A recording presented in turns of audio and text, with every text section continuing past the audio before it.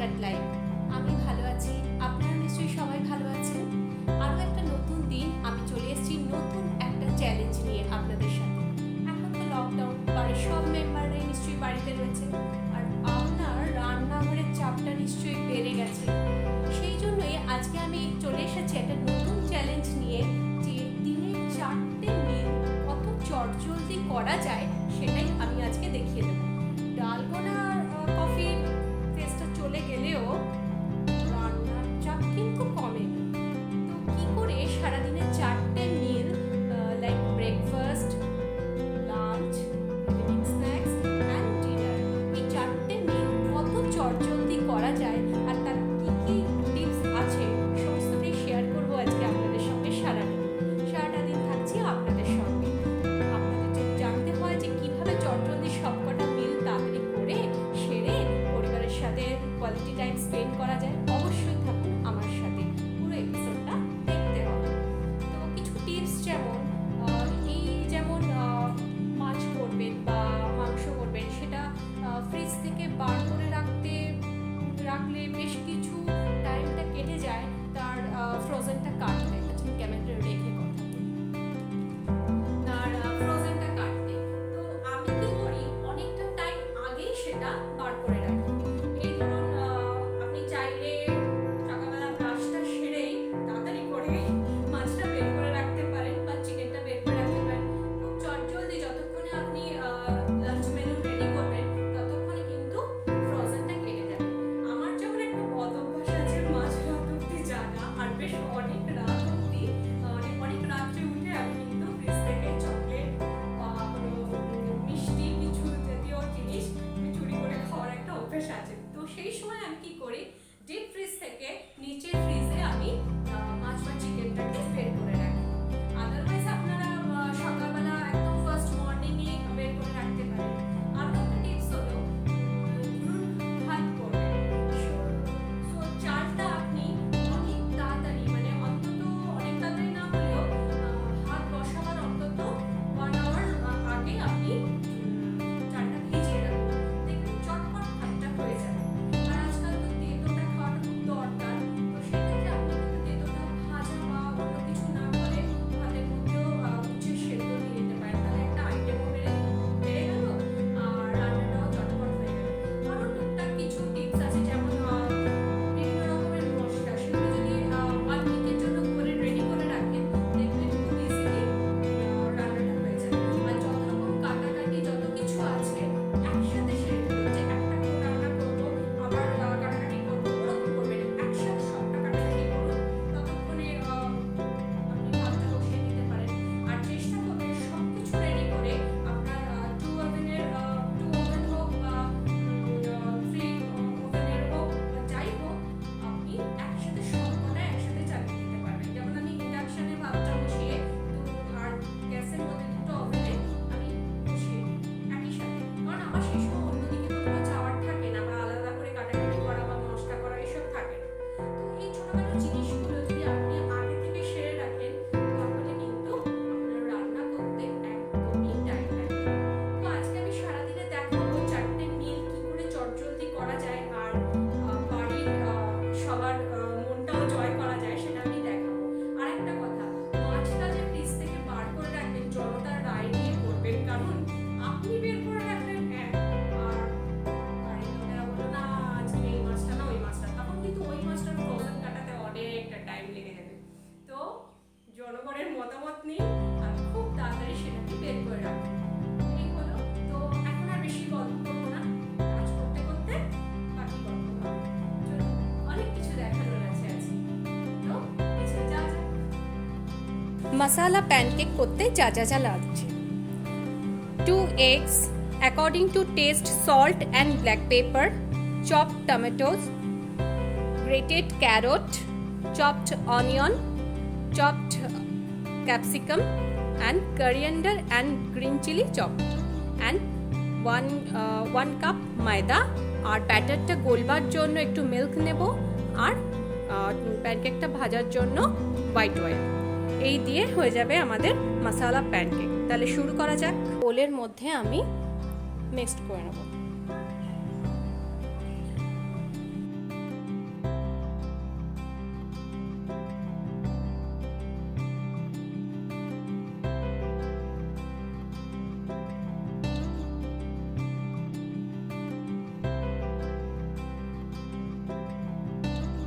এইভাবে গুলে নিয়েছি, শুধু যে দুধ দিয়ে গুলেছি তা না, তার সাথে আমি একটু জল অ্যাড করেছি।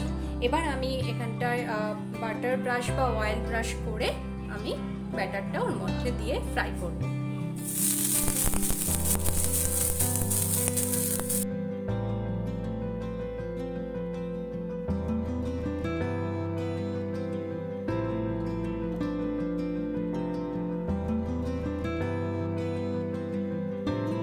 ব্রেকফাস্ট রেডি মশালা অমলেট বা মশালা প্যানকেক।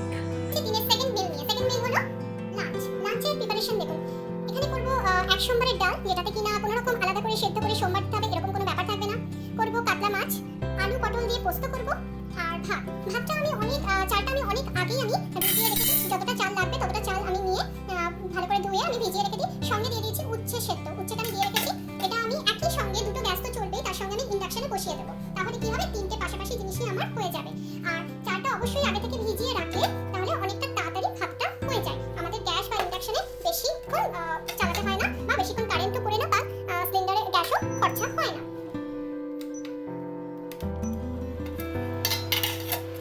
এটা বসিয়ে দিলাম। আর পোস্তটা আমি আগে থেকেই বেটে রেখে দিয়েছি। আর এই হলো মাছের ঝোলের জন্য আলুটা আমি কেটে এটাকে ধুয়ে আমি প্রেসার কুকারে অল্প একটু ভাপিয়ে নিয়েছি। খুব বেশি মানে কোনো একটা সিটিও ফেলতে দেবেন না, তাহলে কিন্তু ধরা পড়ে যাবেন যে আপনি প্রেসার কুকারে আলুটা সিটি মেরেছেন। জাস্ট শো করবে তখনই নামিয়ে দেবেন, কারণ অনেকেই পছন্দ করে না প্রেসার কুকারে সবজি দিয়ে সেটাকে খাওয়া। তো শুরু করে দিই রান্না। কিভাবে কি করছি আপনারা দেখতে থাকুন। কত শর্ট টাইমের মধ্যে জলদি আমাদের লাঞ্চ রেডি হয়ে যাবে।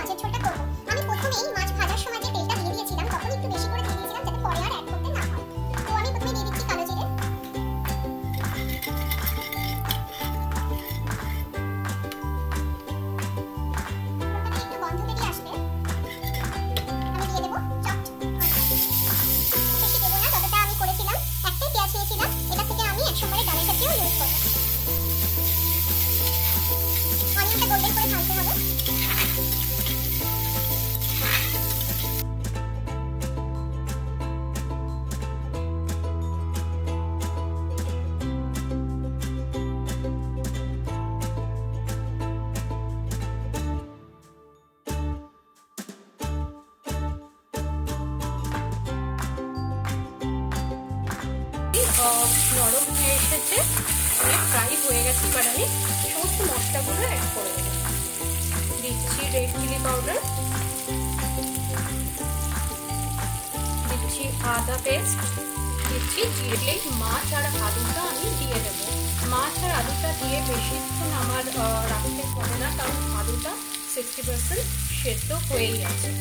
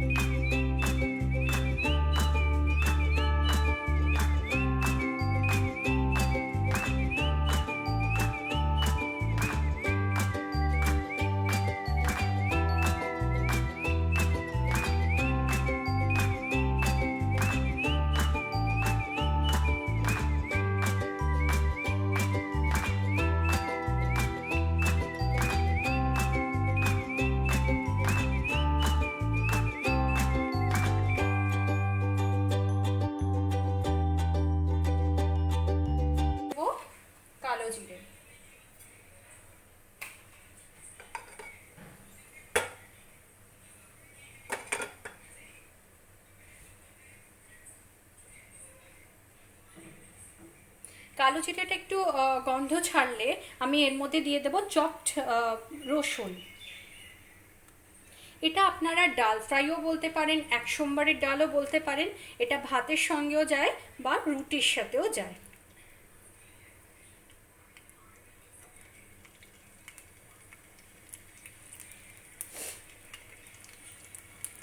একটু রসুনের গন্ধটা আসে। এটা ভাজা ভাজা হয়ে গেছে, এর মধ্যে আমি একটুখানি শুকনো লঙ্কা দিয়ে দেবো।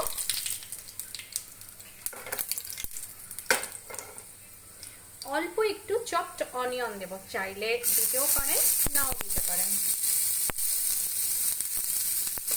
এটা মেইনলি একটু রসুনের ফ্লেভারটা আসবে।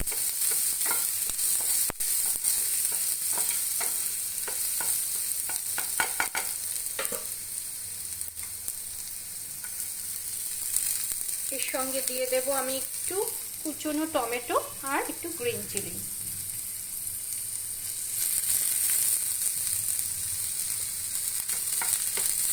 রেগুলারে যে ডালটা আমরা খাই সেটা একটু পাতলা ডাল হয়, সেটার থেকে এটা একটু অন্যরকম, একটু স্পাইসি হয়।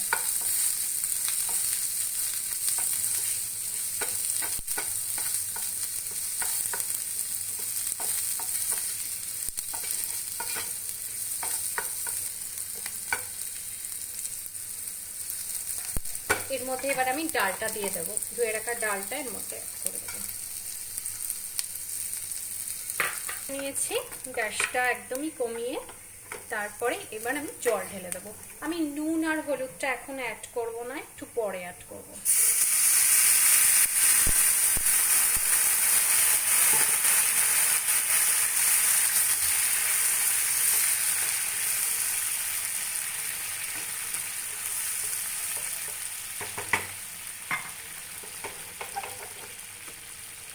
এটাকে আমি চাপা দিয়ে দেবো।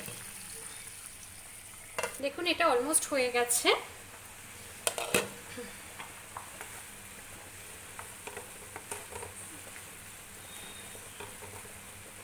একটু থিকনেসটা আসলে আমি এর মধ্যে একটু ধনেপাতা ছড়িয়ে নামিয়ে নেব।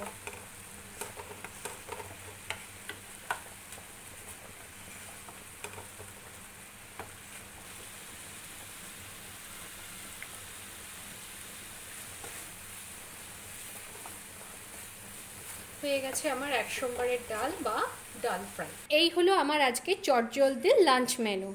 আছে উচ্ছে আলু সেদ্ধ, এক সোমবারের ডাল, পটল আলু পোস্ত, কাতলা মাছের ঝোল আর গন্ধরাজ লেবু।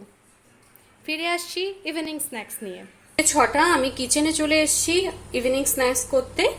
তো ইভিনিংয়ে কি ইভিনিং স্ন্যাক্স হবে সেটাই আপনাদের দেখাবো। চটজলদি ইভিনিং স্ন্যাক্স।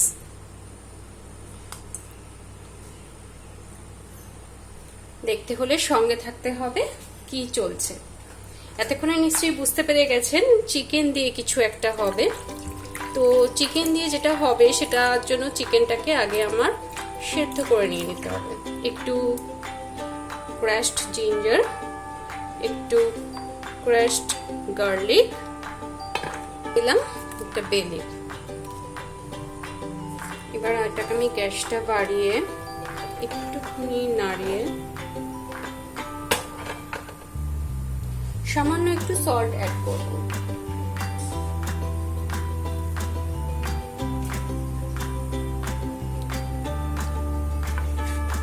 এইরকম ইভিনিং স্ন্যাক্স বাচ্চা বড় সবারই ভালো লাগে। তো দেখতে থাকুন কি কি করছি।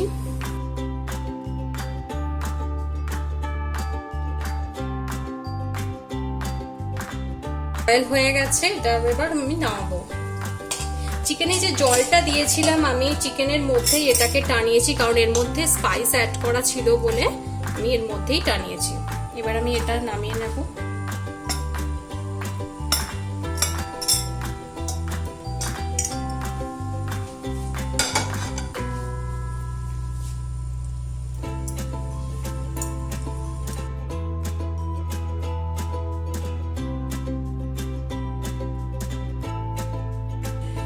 আবার আমি প্যানটা বসিয়ে দিয়েছি, সামান্য একটু হোয়াইট অয়েল দেব।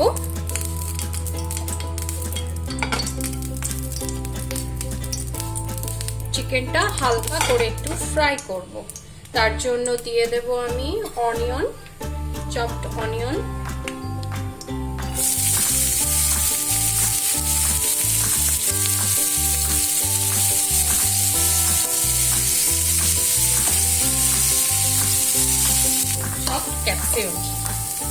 ক্যাপসিকাম গুলো দিয়ে দিলাম।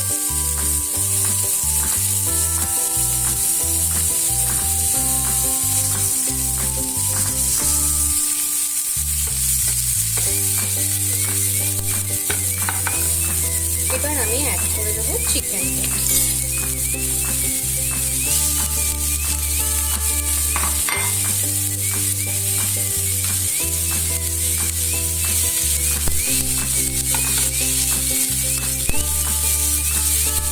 গ্যাসটা আমি সিমে দিয়ে দেবো।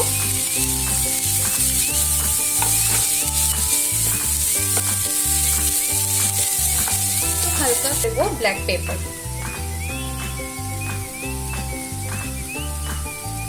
ব্ল্যাক পেপারের পরিমাণটা একটু এটা মজে আসুক, এটা আমি লিডটা দিয়ে একটু চাপা দিয়ে রাখবো 2 মিনিটের জন্য। হয়ে এসেছে, এবার এটা আমি নামিয়ে নেবো।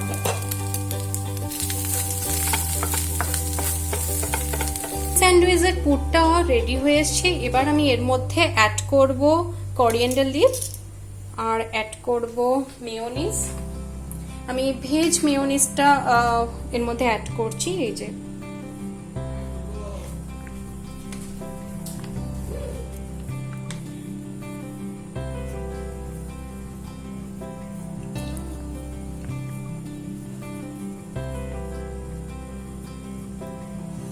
মেয়োনিজটা অ্যাড করছি, এটা তো টেস্টটাকে এনহ্যান্স করবে, তার সাথে বাইন্ডিংটা হতে আমার হেল্প করবে।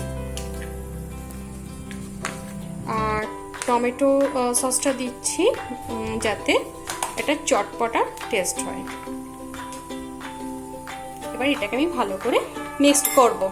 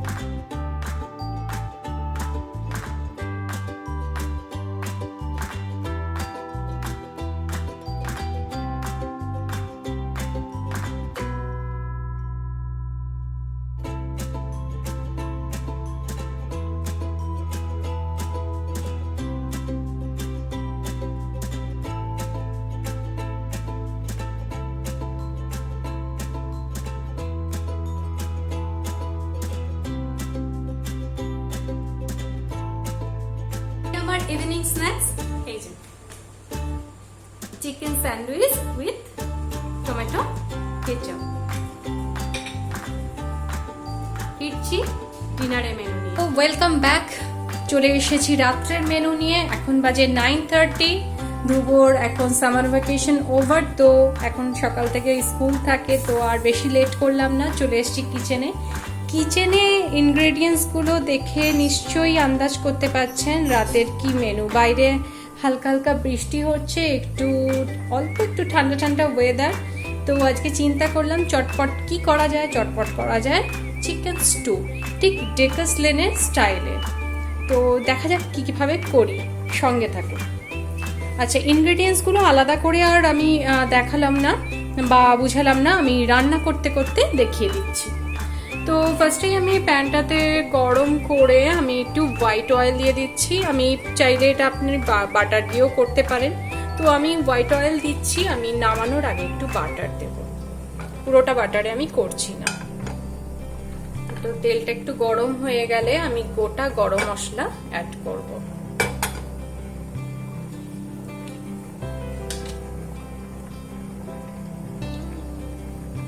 দিয়ে দিলাম গোটা গরম মশলা।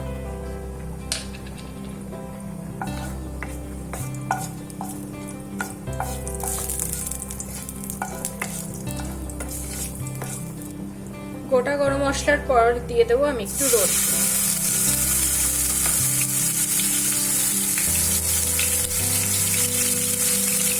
গার্লিকটা দিয়ে দেওয়ার পরে আমি দেবো জিঞ্জার।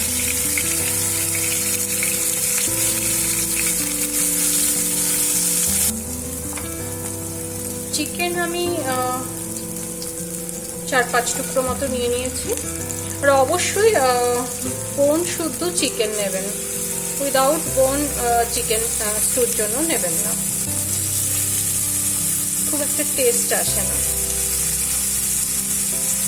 আমি ওই জন্য চিকেনের বেস্ট পিসগুলো দিয়ে চিকেন স্যান্ডউইচ করেছি, আর এই বোন চিকেনগুলো দিয়ে আমি স্টুটা করছি, অ্যাড করছি।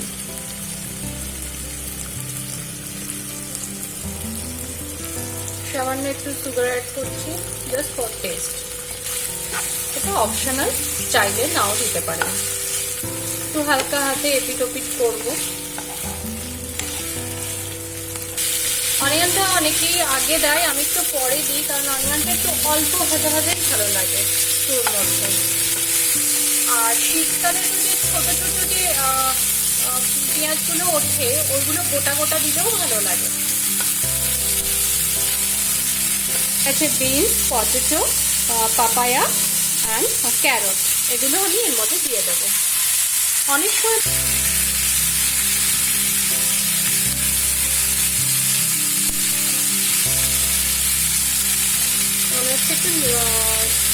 একটু সল্ট লাগবে, আমি সল্টটা অ্যাড করি।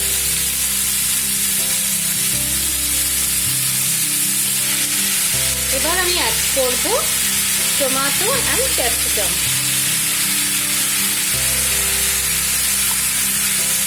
পেপার অ্যাড করে দেবো। একটা ইম্পর্টেন্ট জিনিস হলো ভেজিটেবলগুলো, স্টুর ভেজিটেবলগুলো কোনো মতেই যেন বোঝা যায় না খুব বেশি ফ্রাই হয়েছে, মানে ভেজিটেবলগুলোর গায়ে যেন ফ্রাই মানে ওরকম বোঝা না যায়, কারণ স্টুর ভেজিটেবল একটু প্লেনই থাকে। একটু ব্ল্যাক পেপারটা ভালোভাবে মিশিয়ে আমি এর মধ্যে জল অ্যাড করে দেবো। আপনারা গরম করেও অ্যাড করতে পারেন, আদারওয়াইজ এমনি জলও অ্যাড করা যায়।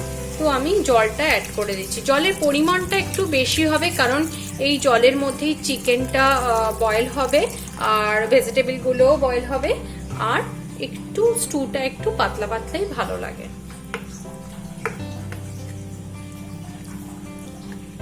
নুনটা ঠিক আছে কিনা একবার চেক করে নিতে হবে। দিয়ে দেবো। হাই ফ্লেমে একটু ফুটে উঠলে আমি 15 মিনিটসের জন্য লিডটা চাপা দিয়ে গ্যাসটা আমি সিমে করে দেবো, কারণ প্রত্যেকটা জিনিস খুব ভালোভাবে সেদ্ধ হতে হবে। ওভার আমি চলে এসেছি কিচেনে। এবার লিডটাকে আমি ওপেন করব, দেখবো কিরকম পজিশনে আছে, সবকিছু ঠিকঠাক সেদ্ধ হয়েছে কিনা একটু চেক করে নেবো।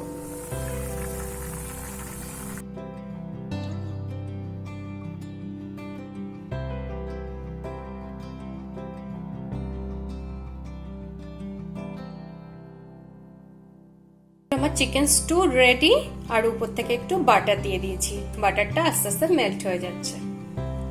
তো রেডি রাতের ডিনার চিকেন স্টু। আজকের ব্লগটা এই পর্যন্তই। তো কেমন লাগলো আমার সারাটা দিনের চটজলদি রেসিপিগুলো? যদি আপনাদের ভালো লেগে থাকে অবশ্যই লাইক, কমেন্ট আর শেয়ার করে জানাবেন। আর নতুন যারা দেখছেন অবশ্যই সাবস্ক্রাইব করবেন।